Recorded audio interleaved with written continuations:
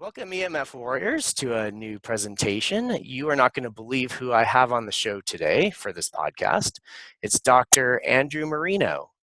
As many of you are aware, he's been studying, researching, been all over the entire spectrum with electromagnetic energy, and he's worked directly with Robert O. Becker back in the days. I believe he has a half a century of research under his belt. It's just amazing. How are you doing today, Andrew? Terrific. Glad to be here. Yeah.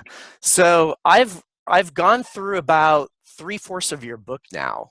I have it back here, as you can see, Becker the Researcher, that you've just put out, and it is gripping. I'm enjoying every moment of it, and I just have to say, I just think it's amazing that at this time in your life, you're still, talking about this issue, going into the books. I know, I'm sure you might have even more projects planned, but I just have to thank you. I have to give you gratitude. Actually, all of our EMF warriors are grateful for the works you've put into this issue over this last half century.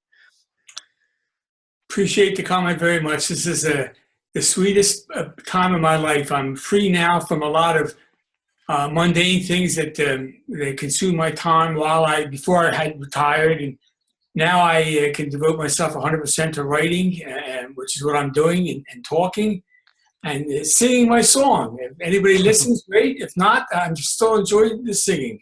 Yeah, wonderful. So my first question I have for you is, it's almost mind-blowing to me that most of the mainstream really do not know your works and Becker's works kind of like as just a normal daily basis occurrence, because we hear Bill Gates, we hear all the technology side of things, but we really don't hear the research, how it impacts our bodies. And really that's my first question to you is, how is it that your brilliant works and the works of Becker really aren't known by a lot of people in mainstream? Well, I think you have to ask yourself which room in the mansion are you standing when you ask that question? It's certainly not true that my work is not known, and certainly not true that Dr. Becker's work is not known. I've written more peer-reviewed publications than anybody in the world. I've written 5 books, and I'm working on 2 more books. There's nobody in the world who's interested in this topic that doesn't know about my work. Now, they may not like it, they may not agree with it, they may try to oppose it, they may disregard it, but they certainly don't ignore it. That's just not true. More fundamentally, that is to say, going into another room in the mansion, your question can be construed as referring to the general consensus of authorities or authoritative blue ribbon committees who have spoken. Mm-hmm. Now, there has never been an authoritative blue ribbon committee that was not rigged in favor of the industry. That is to say, the people appointed to the committees were employees, were contractors, were grantees of the industry. Well, how are they going to opine? I mean, common sense tells you that they're going to support the people who have paid them. I mean, little children can understand that.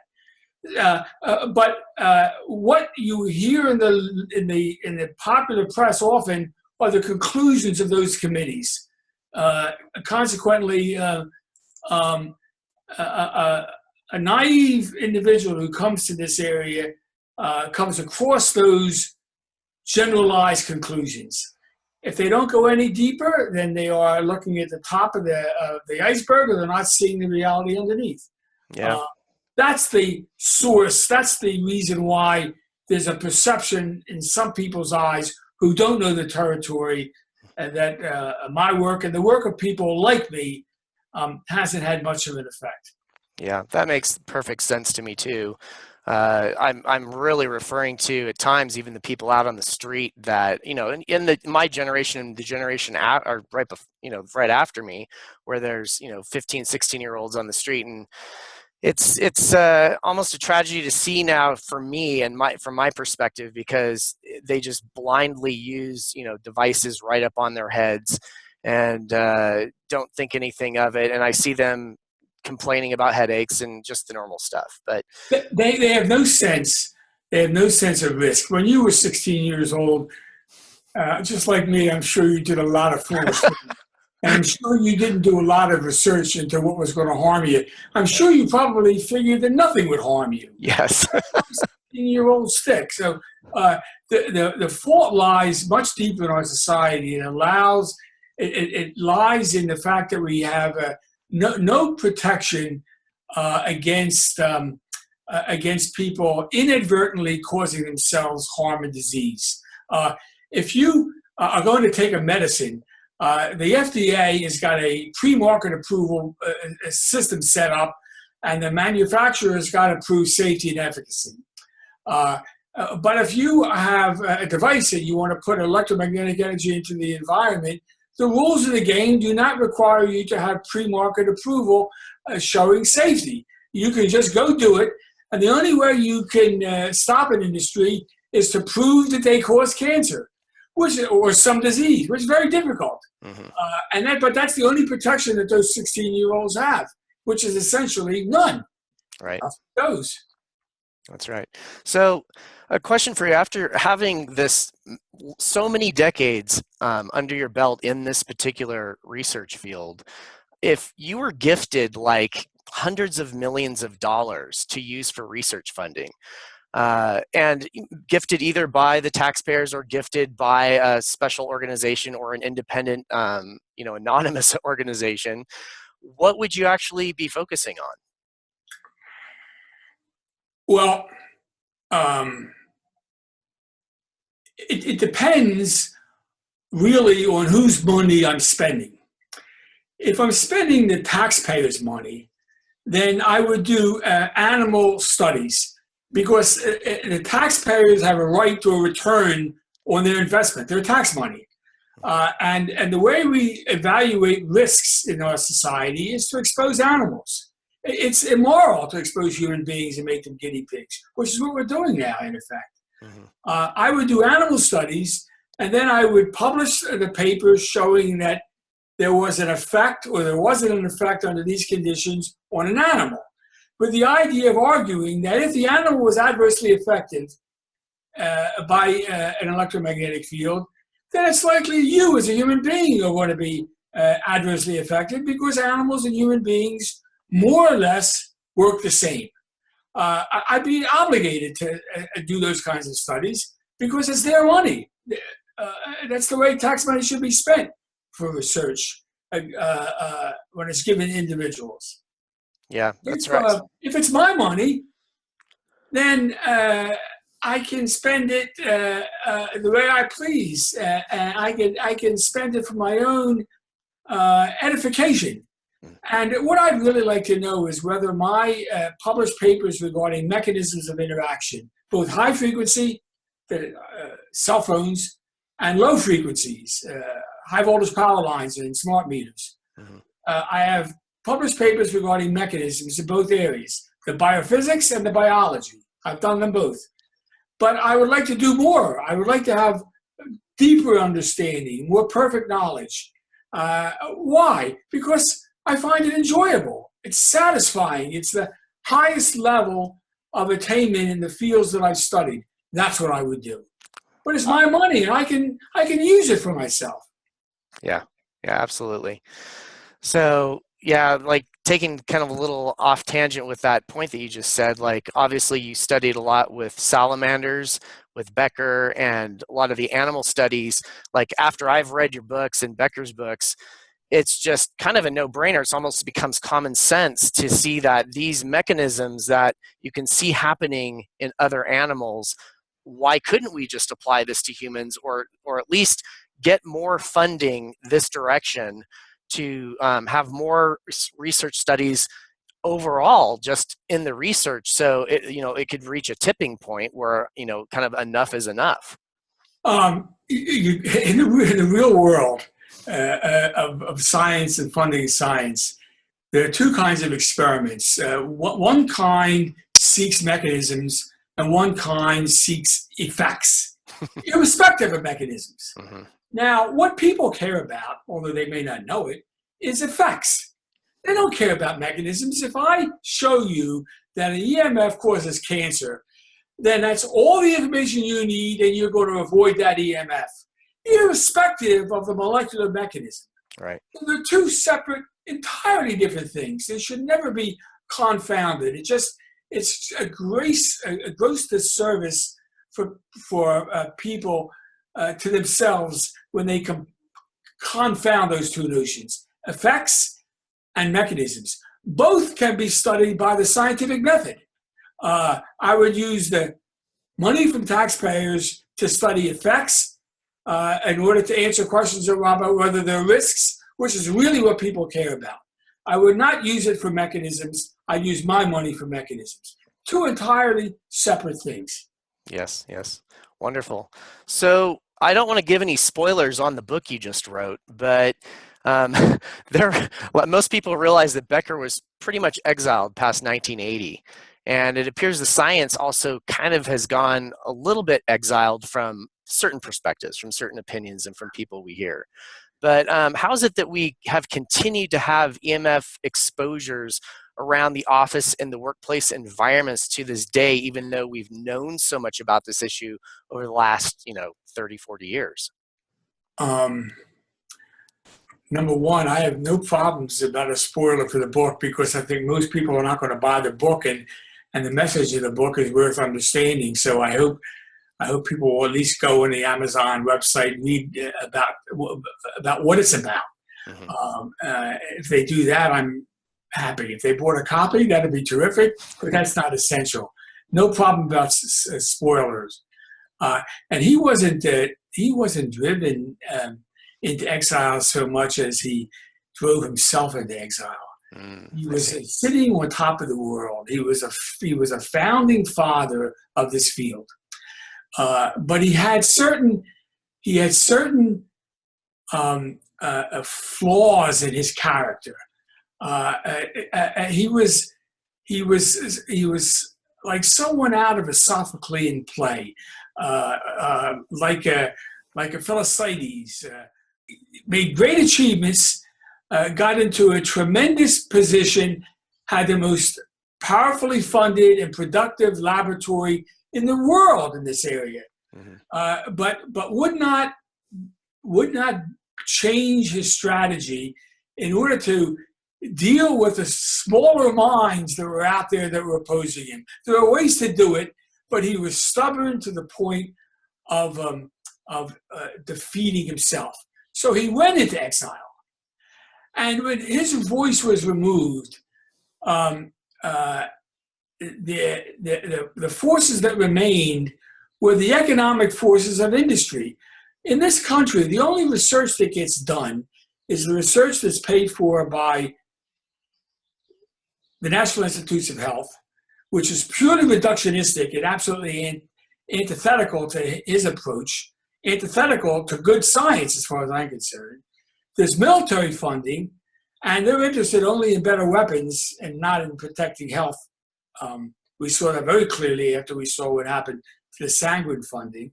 And then we have economic interests like high voltage power lines and mobile phone companies, and they're interested in making money. There's no chance that they would fund research unless they were required to do it. And in this country, there's no force requiring them to do it because of the way regulation evolved in this country in the late 1960s. So where we are now is an absolute inevitable consequence of the funding patterns, which are to not fund the kind of research that people actually want. Yeah. Yeah, that's a great point. So do you think the mechanistic reductionist point of view really has driven us deeper down this path, or do you think there are other issues that we might not be aware of that you could give us insight on? where we are now is a result of several factors coming together. The oldest being the way experimental biology became organized in the period of its development. Experimental biology is the science that underpins medicine. Experimental biology did not exist until the early part of the 20th century. That's when it was created. And the fathers of experimental biology all took as their model physics. Physics was remarkably successful. But physics is a simple science. 4 sets of equations govern the entire world that we know about. Just 4 sets. I could list them for you. On 2 or 3 pages of paper. They control everything. In the world of physics, the non-living world, the living world is much more complex. Yes. Much more complex. The fathers of experimental biology adopted the reductionistic model that the physicists had developed and showed worked perfectly for the inanimate world. When they did, they threw away any possibility of understanding how life works. So they built a biology that is purely reductionistic.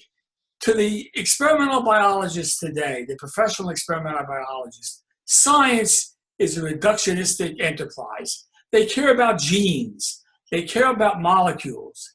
They care about biochemicals. All knowledge that's important, all that's useful, but all that has no possibility of understanding life because it doesn't exist at that level. It exists at a more organized level farther up.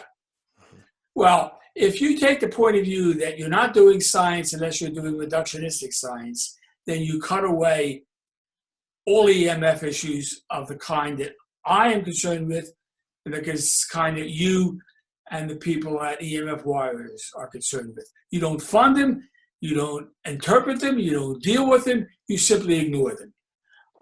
That was the first major step. Then in the 1960s, when the government began to realize the EMFs were being dumped into the environment at an unprecedented rate. Mm-hmm. And Congressman Rogers from Florida authored a bill, Radiological Protection Act of 1967. And he wrote Dr. Becker and asked Dr. Becker for support because he wanted to have pre-market approval controls. And he wrote those into the bill. Becker supported the bill, but the powers that be, the strong economic powers, blocked it in 1967 and 1968 when it became law. The idea of having pre-market approval controls, as for example for drugs, was written out. And once that happened, it's the Wild West. Anything you can do, because no individual is going to be powerful enough to confront a huge industry in court and show that they injured people. That was a watershed event in this country. 1968 it happened. After that, we began developing smartphones. We began building more and more high voltage power lines. And the government now was called upon to regulate them. The government has got to rely on organized science and on what it says. The government does not go out and do its own research.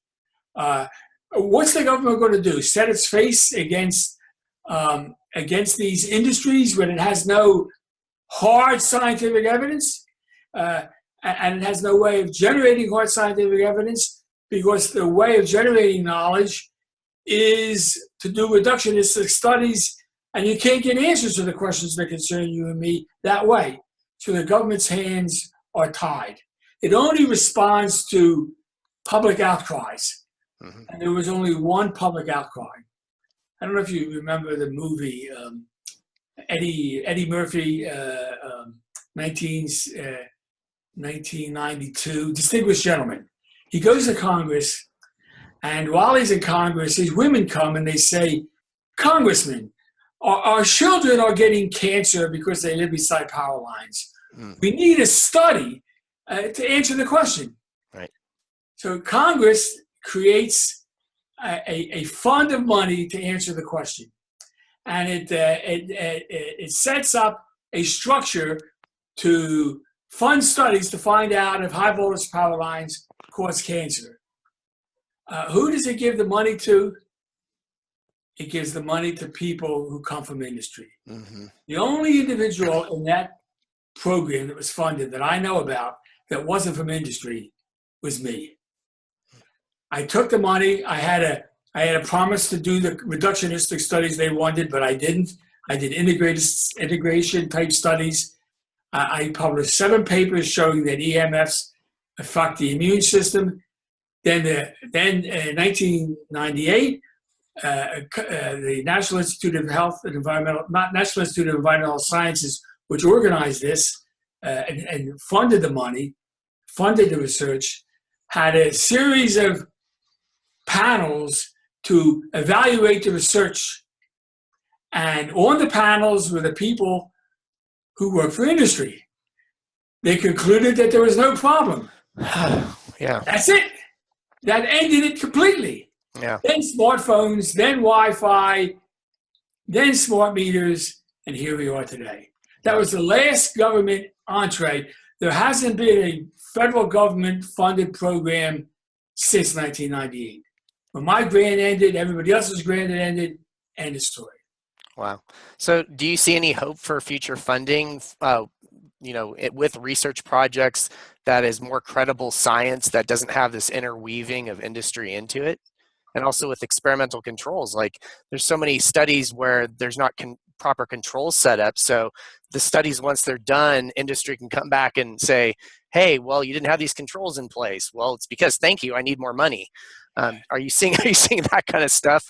Like, what does the future look like? Two separate questions. There's zero possibility of funding for independent investigators. Zero.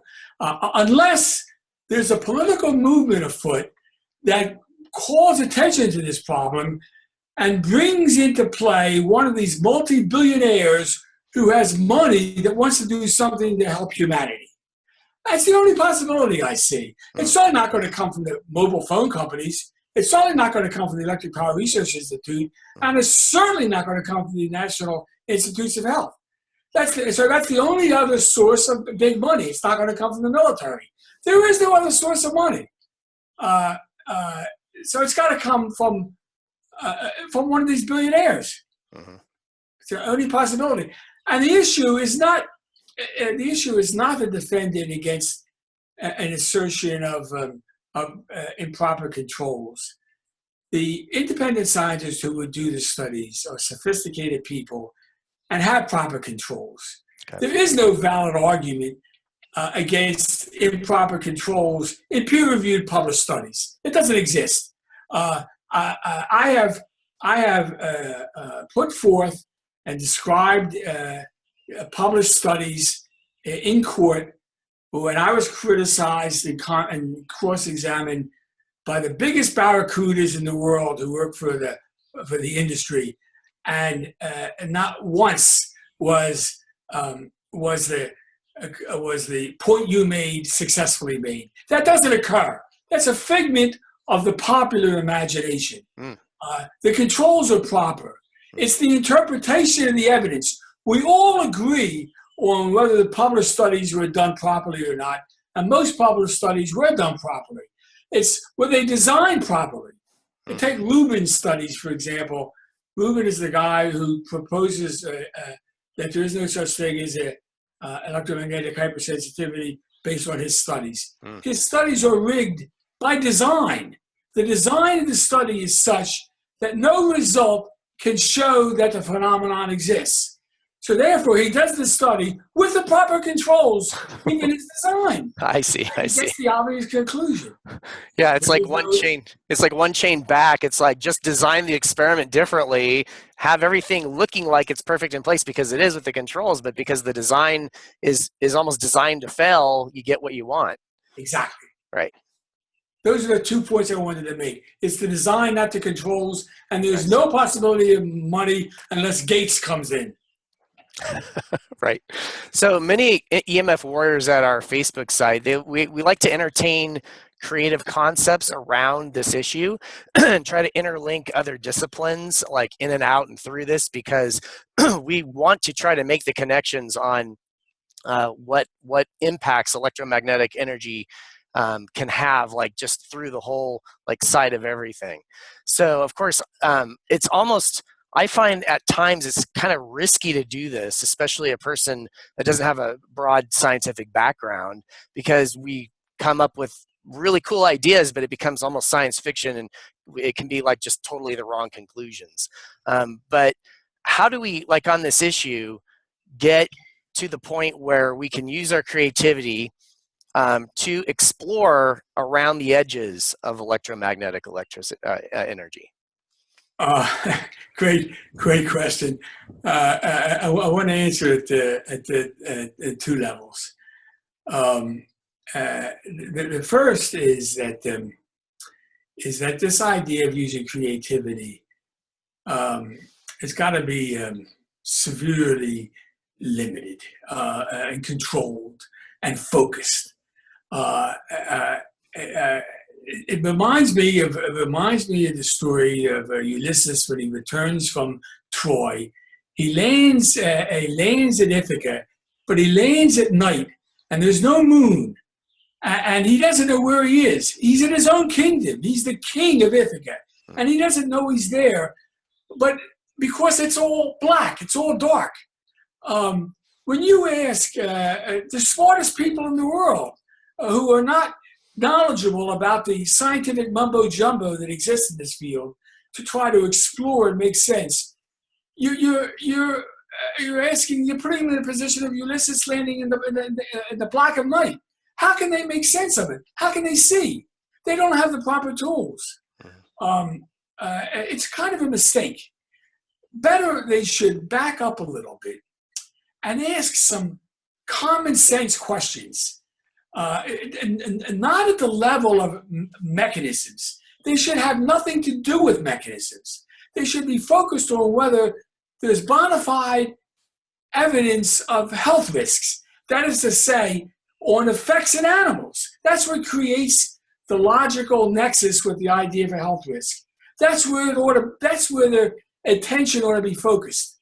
And when they hear people gassing, whether they have MDs and PhDs or not, who have no stature in the field, no bona fides in the field, no publications, no gravitas, coming forth with theories, they ought to use their common sense and recognize that they are being sold a pig in the poke here. Those are not people that they would follow any more than they would buy something based on an advertisement that they saw on television. They can't put aside their common sense. They've got to be careful about who they put their faith in when they have any element of faith. They ought to minimize their elements of faith and maximize their own research in the right area, which is not mechanisms, but effects. Mm-hmm. So yeah, I concur with you on that one as well.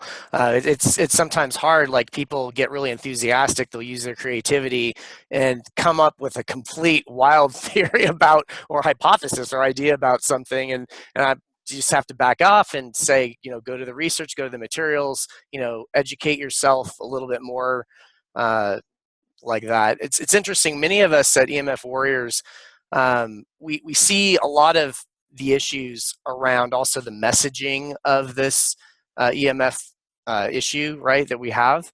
And some of the messaging we see like now, like it's very common, a person will pick up a tablet and dive into the fine print and see in there's the RF warning. And of course, a lot of people don't know it exists, but people have been arguing like the messaging of that and how we ended up with, okay, I see RF warning, why don't we see microwave warning? And if I think a lot of people do have common sense to know that microwave radiation in your oven cooks your food, it possibly could cook us. And you hear a word like microwave, it's a little more powerful to the ear compared to RF. So, but in the scientific literature, right, radio frequency, microwave, these are all like almost interchangeable terminologies. I just wanted to get your insight on, did this RF warning like inside of these phones and tablets, who decided this? Was it just industry, or was it deliberate? It might not have been deliberate at all, and instead of using the word microwave so people know they're using microwave devices?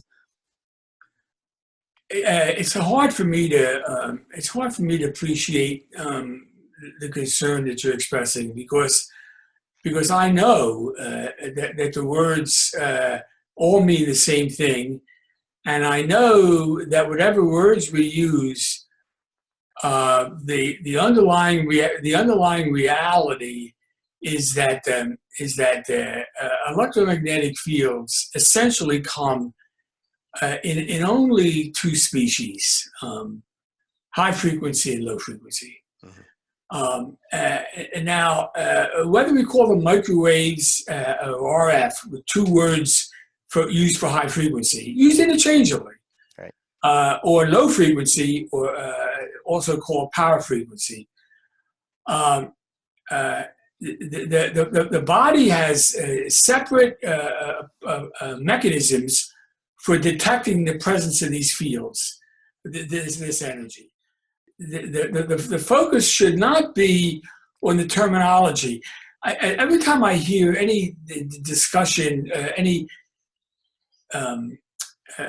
quibbling about the terms, it breaks my heart, because I can just see the mavens in industry sitting back, stroking their beards and laughing, because it means people are chasing their own tail. They're getting sidetracked. It's a complete non-issue. There's high frequency and there's low frequency, and there's a species of high frequency, the one that's most common, Wi-Fi, smartphones, which is pulsed high frequency, which is the single most important way of delivering high energy EMFs for affecting the human body, for affecting the brain in particular. All of the energy that they're exposed to, with few limitations today, is pulsed. Ideally designed to be detected by the body, because the human body responds not principally to the intensity of the field, it responds to the change, going from no field to field, or field to no field. That's what a pulse is. A cell phone has 218 of those a second. So it has 436 transitions, each of which can be detected by the human brain. I mean, I've written papers and described the experimental evidence for that and showed the theoretical basis for it.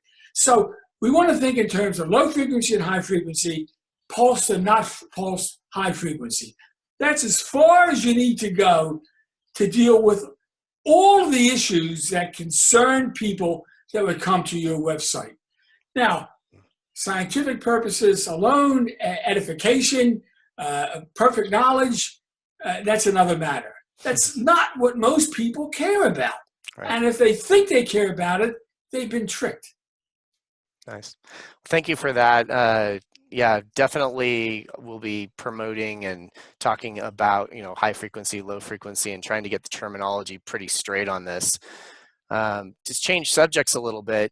Let's talk about EHS, which is electromagnetic hypersensitivity. Many doctors to this day will not recognize the term as a real condition, and patients are often thrown out of doctors' offices or diagnosed even with a psychological ailment, coming to a doctor telling them that they have sensitivities to EMFs. So we've had so many personal experiences on EMF warriors all around this issue. And really a big question remains is, are we going to have trained doctors in the future that can help people with electromagnetic illnesses? I have an answer and I have an explanation, but I think it's going to be somewhat depressing. Medicine has evolved into forms of specialization and super specialization. We had surgery, then we broke off orthopedic surgery and many other specialties. Then from orthopedic surgery, we broke off surgery that has to do with individual joints. So we educate orthopedic surgeons that specialize in only the hand, or only the shoulder, or only the knee, or only the hip. And the funding patterns have followed this age of specialization. The funding patterns in all of surgery are like that. So, in the medicine area, we have specialized and specialized and specialized, so that we have now the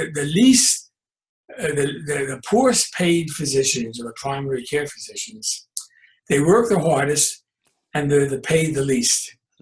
And they're the people who take care of individuals who would exhibit electromagnetic hypersensitivity. They are at the bottom of the economic totem pole.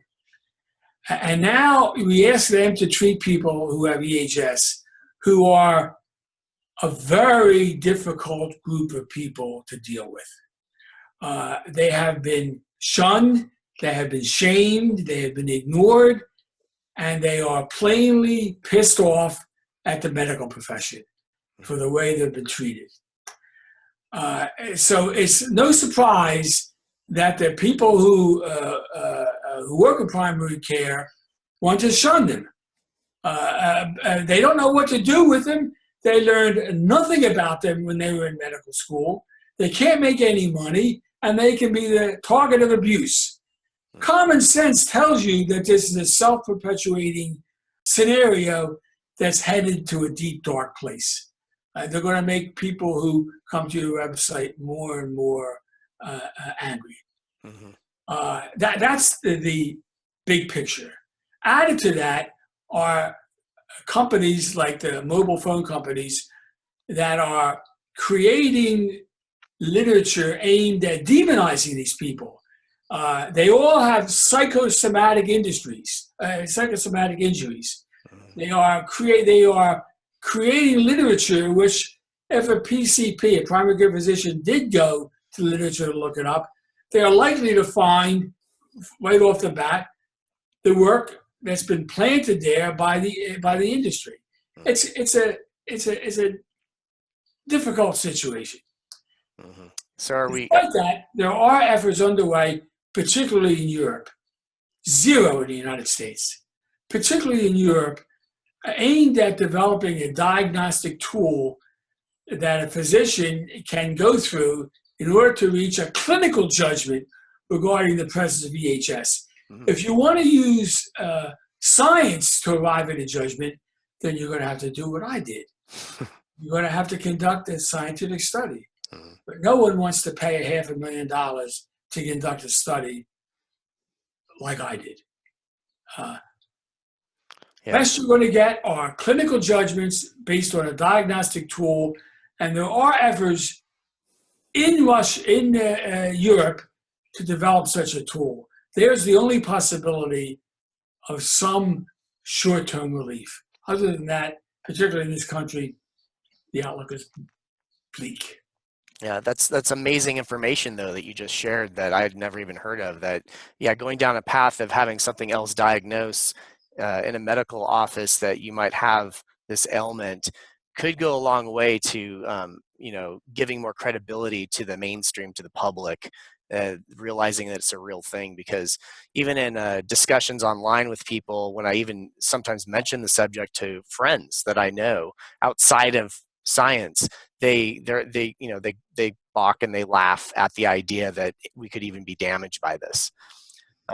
So do we ever think that we're going to find in the future a larger body like the World Health Organization or another group to classify this, the lower and higher frequencies, as class 2A carcinogen or even a class 1 carcinogen, or does it even matter? I don't think it matters because it's already been classified in class 2B, which is good enough. But the whole premise of your question makes an assumption that that I think needs to be questioned. Mm-hmm. Who is the World Health Organization? Right. Okay, the World Health Organization is a central place where a committee exists that holds itself out as an expert on EHS, among other things, EHS. How does somebody get to be an expert on a World Health Organization committee? They are recommended by member states, member countries. When member countries make recommendations, how do they decide on who to recommend? They turn to their industry and say, who should we recommend, Joe? In Australia, they recommended Rapacelli. The most rigorously dishonest and corrupt individual in the field of EMFs that I have ever met personally. He now runs the World Health Organization effort in evaluating EMFs. Who's appointed to his committee by these other states? People as bad as him. So what sense does it make to ask what this committee is going to say? We know what it's going to say. What it's going to say is that everything is fine, don't worry about it. So the idea that you can count on the World Health Organization to make a recommendation that you can rely on is fatuous. You shouldn't do that. About half of the blue ribbon committees that have opined have said everything is perfectly safe. Every one of them is rigged by the industry. Every one of them. About half of the blue ribbon committees that have opined that there's a problem has no representation from the industry. They have opined that there is a problem. And thus it goes. Just science in general, like I think back into my historical science days in college, and like people were doing science for the reason of the scientific method to really understand the natural laws of the universe and to know how these could impact our health and other elements. And it's as if in my modern day, like, because back in the 80s and 90s that I grew through, I saw that element still existing, where people wanted to do science for the science, and it was the science that mattered, not anything else that could, pull in and interweave their web into their I guess you would say the morale of it, the virtues of doing science for that reason. So it really gets me thinking about, like, what would you tell a young person today if they're interested in doing science for the pure aspect of it, and what to study in school to, for the subjects of EMF, if EMF was a focus they were really interested in? Scott, you've just delivered a homage to the naive idealism of a young person trying to understand the world. The world of science was almost never like that. Certainly not at the time when you were a very young man. You thought it was. I thought it was, yes. But it wasn't. Science is like anything else in this world. What gets paid for is what gets done. The military wants a better gun or a better bomb, it pays for it. Industry wants rigged research to rationalize its product. It pays for it. The National Institutes of Health wants research that will not piss off anybody. It funds only reductionistic studies, which can never cause problems. It's impossible. It can never have any relevance to the real world in terms of health risks. It can't, because it functions at a level below life. It functions at the molecular level. So it pays for that because it wants to avoid controversy. Can you imagine what happens when the National Institute of Health funds a study like it made 2 mistakes? It funded me twice. I published papers showing that there were grounds for health risks. I lost the grants immediately and never got them again. I had some benefactors who got me the grants against the tide of not funding people who do the kind of research I do. So what gets done is what gets paid for. When people are paid to do research that's relevant to the real world, health risks, then that's what they would do. If they're paid to not do it, then they won't do it. Then they will do what? They will do what pleases them, what satisfies them. They will do the kind of research that you described. That will have some. I mean, these are not mean people. They want to benefit humanity, right. And they think that the kind of detailed knowledge they're generating in some way, in some future world, will benefit humanity. So that's what they'll do. And that's the kind of research that NIH funds, and that's the only source of funds for experimental biology in the United States today of any consequence. I see. So the world you described may have existed before I was born, but ceased existing when I entered into my maturity. And by the time you were entering in yours, I can guarantee it was gone because I was there and I observed it. Yeah, it's interesting. It's definitely an idealistic perspective of science that I still hold to this day. But I think there could be people out there that want that to happen and realize the reality of the situation, that it just is almost impossible or practically impossible to even accomplish today.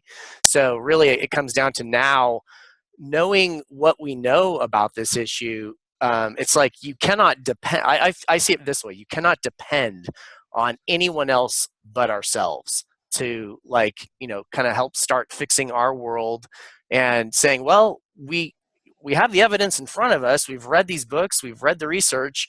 And if industry's not going to help us, government's not going to help us, nobody's going to help us, we have to help ourselves. Is that maybe a good analysis of it? It's not good. It's perfect. Okay. It's the only way to proceed. It's got to proceed by virtue of a political activity. We had the civil rights movement in the 50s. We had the environmental movement in the 60s. We had women in the ERA. We had the Vietnam War. We had the rise of evangelicals and political domains. We had same-sex marriage. We had the abortion controversy. Those are all political movements that got started and made hay in this country because it's the greatest country in the world. The reason it's the greatest country in the world is because the political dialogue can drive what happens if people care. Mm-hmm. And if people don't care, then the people who have vested financial interests are going to continue to win the day. So not only is that a possible way, that's the only way it's going to change. The historical evidence, as I see it, is abundantly clear. Mm-hmm. Yeah, it's funny, even on a localized level, there's no trying to convince some of my own family members and friends about this issue. I almost have to think of myself as, okay, I'm going to be a role model to them. I'm going to show them the kind of things I do, what I call EMF hygiene. I will, practice, like right now I have this everything's wired that I'm hooked up to. So they'll see me as if I'm in 1989, everything's wired up, and asking me, why is this connected to Wi-Fi? Just those kind of normal things you'd ask in 2017. But I don't really say anything unless they ask me. I don't volunteer information. Even though these are my friends and my family, I want to let them know. And it's internally, it can definitely cause an emotional reaction when you see them doing stuff that doesn't really fit my emotional hygiene. So is that kind of the right analysis to approach this with people? Just let them start seeing the behaviors of other people and then having them ask the questions, or should we be doing things to kind of like subtly being the ninja and asking questions and kind of like showing them the way on this? I don't think so. I think you hit it. I think you hit the nail on the head, and it's a principle of human behavior and human psychology that goes all the way back to the time of Plato. You start asking, can knowledge be taught? And it really can't. It's got to be learned. There's got to be a motivation inside people to want to ask questions. If you hit your star, your goal in life, to an endeavor in which you're going to try to change somebody, to get them to do what you want, man, you're cruising for a bruiser. It ain't going to work. You got to first straighten your own mind out about the way things are, and then you can make available information for people who want. And then if they come to you and ask you questions and ask you to defend things, then you speak. And that's what I followed my whole life. I do my experiments, I write my papers, and I go want to do more experiments. And every once in a while, maybe I average once or twice a year for the last 30 years, I go into court and I take an aggressive position on behalf of somebody who's aggrieved by EMFs. And I open myself up to these barracudas who work for the industry, big sharp teeth, all the resources in the world, and they come at me, and I try to defend the position that I've taken, and I try to not convince the judge and the jury. But I do that only discreetly, only under certain circumstances, only when the conditions are right. But then I back off to my day job, which is just generating information and putting it out there, not conditioning my notion of my success in life on changing somebody's opinion. You can't do it. You got to try once in a while, sometimes, very, very, very occasionally, under appropriate circumstances, but don't make your living there. Yeah, it's like feeling out if the moment is right in conversation, or whatever, to like insert a little bit to almost get the conversation rolling, but not to like try to control or take over, right? Right. The best thing what you could do in your situation, I think, is understand what's happening and to make that information available in a coherent, logical, accessible way on the website. Right. And then the people come to you. Yeah, absolutely.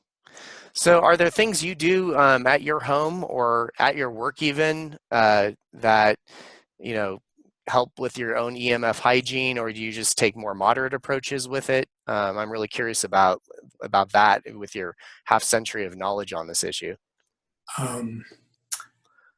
I act reasonably. I don't. The background EMF in my house is less than 0.0001 microwatts per square centimeter. You can't get much lower in our society. I keep the Wi-Fi off. I use Ethernet. I don't need Wi-Fi.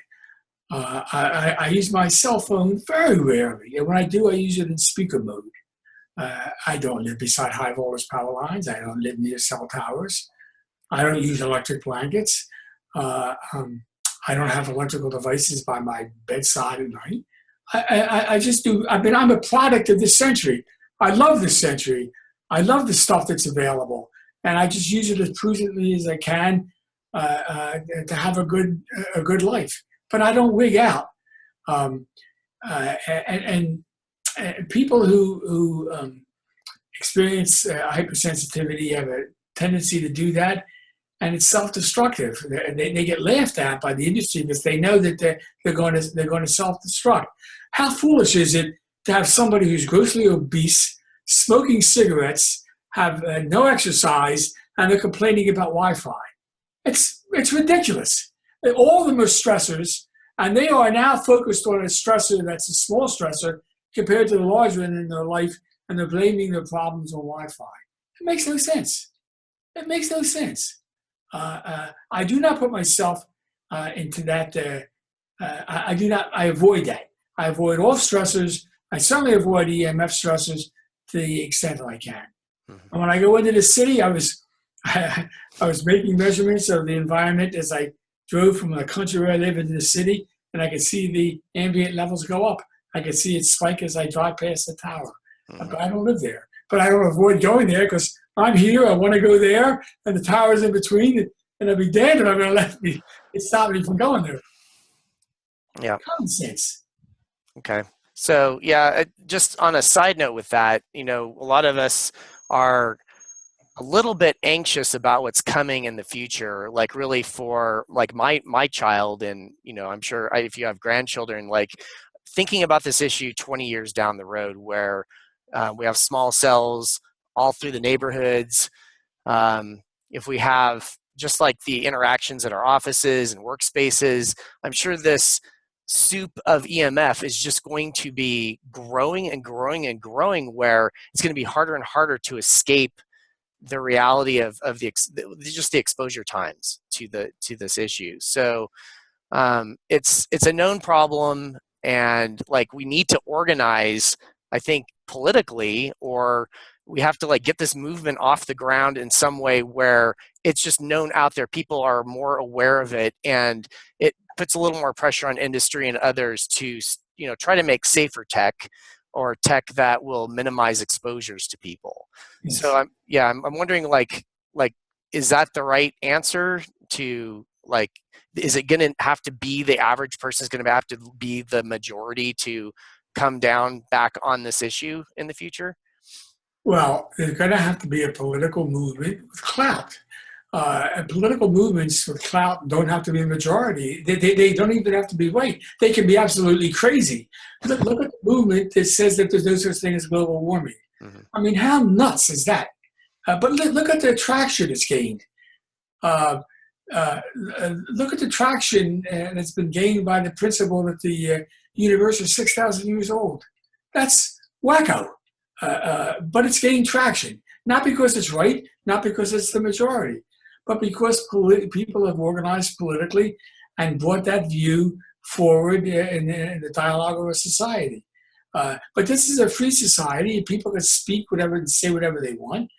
And this is a government that is still responsive to the people. That's the reason why global warming is making the headway it's making now, because people have organized, they've taken over the government, and they have now ensconced into government this crazy view. But the people who know better can emulate that process and take back the government. What's great about this country is that it's responsive to people who care. There's no other place in the world that's ever existed that's like that. That's why this country is great. It's going to make horrendous mistakes, but it's still the greatest place on earth because it's responsive to people who care. And until people care, organize, and press back, it's going to be more of the same. Yeah. Common sense tells you that. That's the way you can see that's the way our world's working here in this country. So let's say a movement did take place, even within, let's say, the next 2 years. What kind of like timeline, because you're a lawyer, what kind of timeline do you think it would take legislation to actually get through on the issue where it could start forcing the hands of people to make more safe tech, or at least it's starting to address the EMF issue just around public spaces even? that's not the way it would come about in a common law jurisdiction like the United States. It wouldn't work that way. What would happen would be a regulation equivalent to the idea. Well, there are a bunch of ways it could go, but one likely way is that there would be someone would come along with an idea. I want to build an electric car, and I'm going to have this car go by virtue of electricity. Now, this electricity is going to make god-awful strong fields. And now, before I can sell it to people, I've got to demonstrate that I'm not going to hurt people who live in those fields before you get a license to sell. So there's going to be barriers that go up to the entry of new products into the marketplace. Okay. You're Apple, and you want to have wireless charging. So that means huge amounts of energy going back and forth because you're too lazy to put your cell phone into the charger. Right. You want to sit back here, and you want the energy to come to you. It'll come to the rest of your body as well as Apple is going to have to show that they can irradiate people with their charging energy, and it'll charge the phone, but it won't harm people. There's going to have to be pre-market approvals. Right? Now, the ones that have already slipped through the gate, it's going to be much tougher to wheel them in because of the pervasive nature of the grandfathering nature of our society, our legal system. They're there. And they in good faith, they follow the rules, they made the product, and they're out there. It's going to be tougher to get. It's possible, but the effort is probably going to come about by virtue of a decision that we're not going to go any further until we show that this is safe. Right. When they try to do their studies to show it's safe, they're going to fail because they're not safe. And then it begins to unravel, but it's going to take time. Yeah, it's never made any sense to me, even a person working in industry, that if they have any offspring, they're going to want their children, their grandchildren, future generations to be protected. And if they're contributing to the EMF storm and they're aware of it, it just becomes a moral dilemma in those minds if they have a good moral conscience. Yeah, go ahead. It's not like that. It's not like I get a I get a kick at how you nail it and then you move off to the left. Yeah. I have to say, listen, you got to come back. In 1977, I went to Pittsfield, Massachusetts, where the Electric Power Research Institute was funding research for what they hoped would be the next level of high voltage power lines, 1 million volts. 1 million volts. They had a test facility there. The power line is operating at 1 million volts. And guys are up there doing what's called live line working. They're actually working on the power line, standing on it, energized at 1 million volts. Wow. And I was with Dr. Becker. Excuse me, I was with a lawyer from the regulatory authority who brought me there, and I saw what happened. And workmen came to us and said, listen, we have these pains in our joints when we work on there. Do you think it has anything to do with the fields that we're exposed to when we were working? So I told Dr. Becker. Dr. Becker said, I think it probably does, but tell him I'd be glad to talk to them and examine them and give them an opinion. So I went back to the engineers and told them, and to a man, they said, forget it. Forget. Why? It's their livelihood. That's how they make a living. They're worried about putting food on the table. That's their concern. People do that all the time. They risk their health for their job. Right. They feel trapped. They have no alternative. So that's a much greater driving consideration than is something that's going to happen to me in the future. Yeah, I get your point now. Like we have risks all day. Like even when I drive to work, like there's a risk I'm going to get hit on the freeway. So there's risks all around us. And yeah, getting the perspective on the vast number of risks. That's why I really see the EMF issue as more of a long-term cumulative issue, or just a longer stretched issue compared to something that's like a mechanical force violence that can disrupt you immediately. But it can, of course. I mean, that's what the electric chair was. All chronic human diseases like that.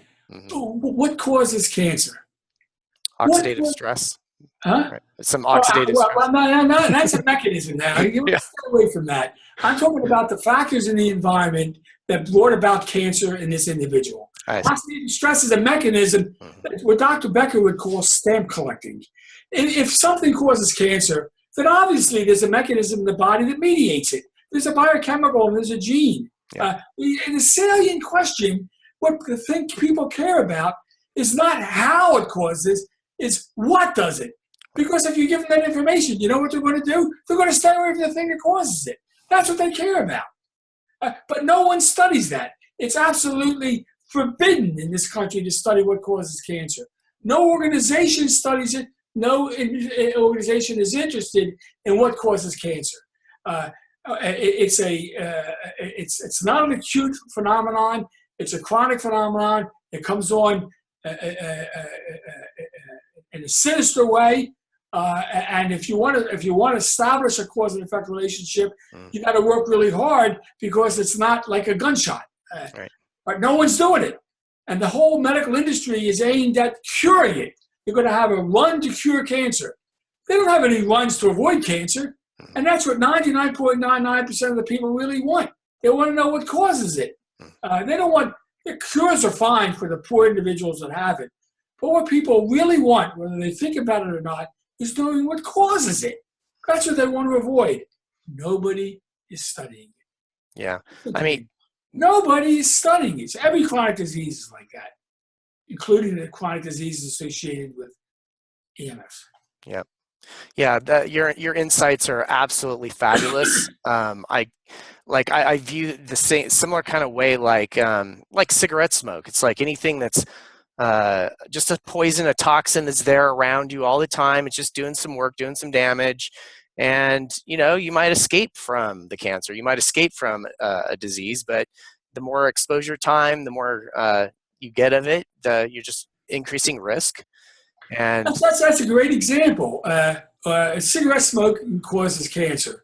Well, cigarette smoke contains 1,500 to 2,000 chemicals.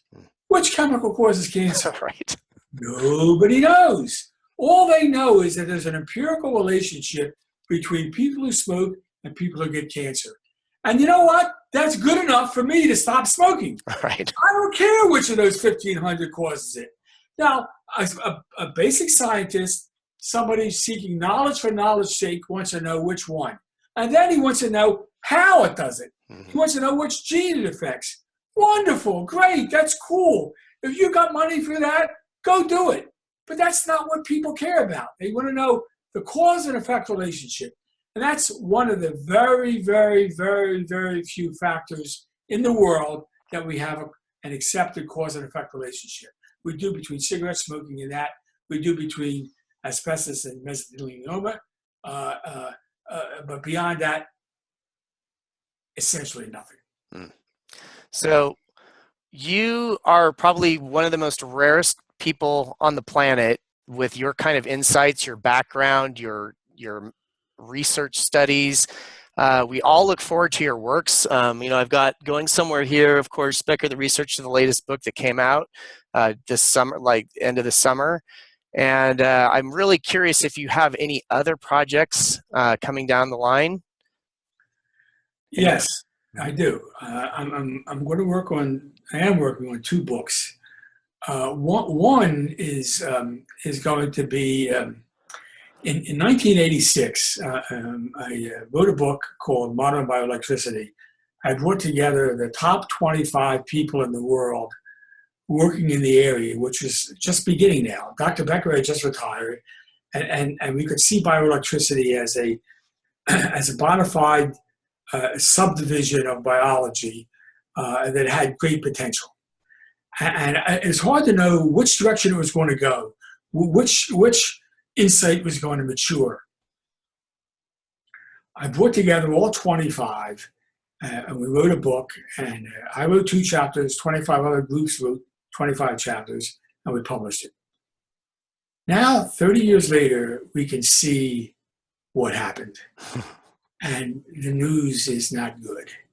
I'm going to republish that book. You're going to see the original chapters, and I'm going to conduct a chapter-by-chapter analysis of what happened. And Wow. you can understand that the field was killed. It died.